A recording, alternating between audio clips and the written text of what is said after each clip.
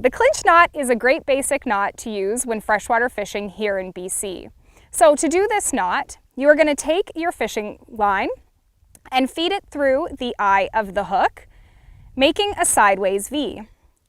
With one hand, you are going to pinch a loop near the top of the hook. Then you're going to take your free line and wrap it around the other one about 6 times.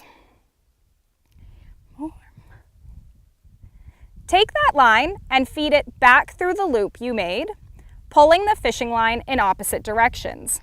The line should slide nicely, making a few loops onto the line, kind of like tires on a string.